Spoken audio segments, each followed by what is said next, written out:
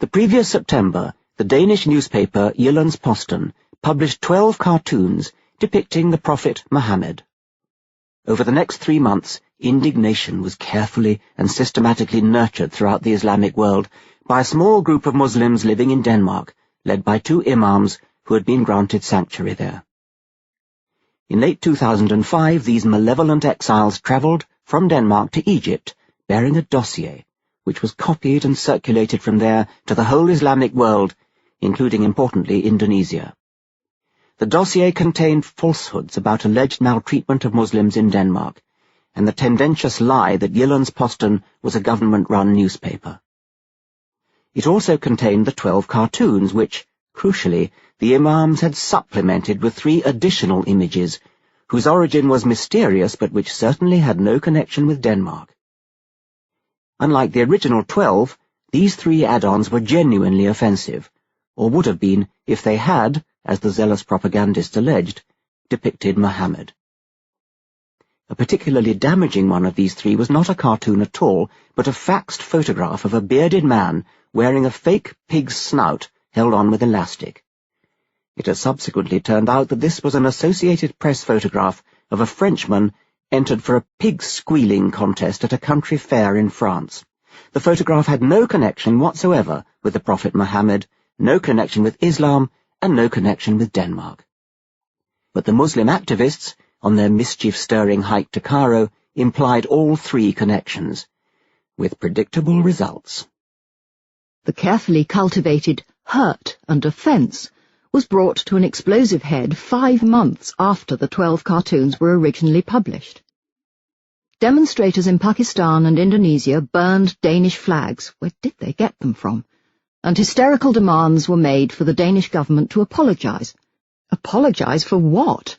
They didn't draw the cartoons or publish them. Danes just live in a country with a free press, something that people in many Islamic countries might have a hard time understanding. Newspapers in Norway, Germany, France, and even the United States, but conspicuously not Britain, reprinted the cartoons in gestures of solidarity with Jyllands-Posten, which added fuel to the flames. Embassies and consulates were trashed. Danish goods were boycotted. Danish citizens, and indeed Westerners generally, were physically threatened. Christian churches in Pakistan with no Danish or European connections at all were burned. 9 people were killed when Libyan rioters attacked and burned the Italian consulate in Benghazi. As Germaine Greer wrote, what these people really love and do best is pandemonium. A bounty of $1 million was placed on the head of the Danish cartoonist by a Pakistani imam, who was apparently unaware that there were 12 different Danish cartoonists, and almost certainly unaware that the 3 most offensive pictures had never appeared in Denmark at all. And by the way, where was that $1 million going to come from? In Nigeria, Muslim protesters against the Danish cartoons burned down several Christian churches and used machetes to attack and kill black Nigerian Christians in the streets. One Christian was put inside a rubber tyre, doused with petrol, and set alight.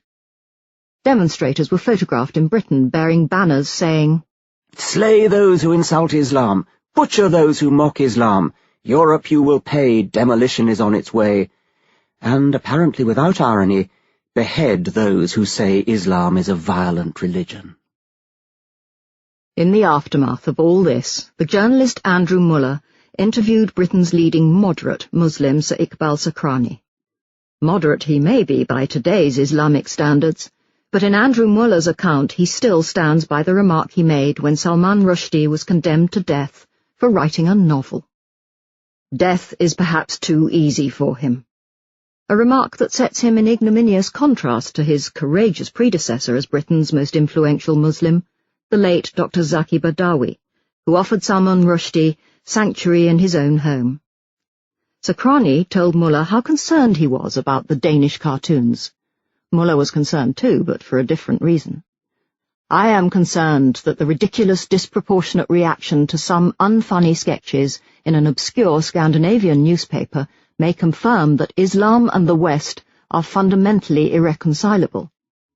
Sakrani, on the other hand, praised British newspapers for not reprinting the cartoons, to which Muller voiced the suspicion of most of the nation that The restraint of British newspapers derived less from sensitivity to Muslim discontent than it did from a desire not to have their windows broken. Sakrani explained that the person of the Prophet, peace be upon him, is revered so profoundly in the Muslim world with a love and affection that cannot be explained in words. It goes beyond your parents, your loved ones, your children. That is part of the faith. There is also an Islamic teaching that one does not depict the Prophet.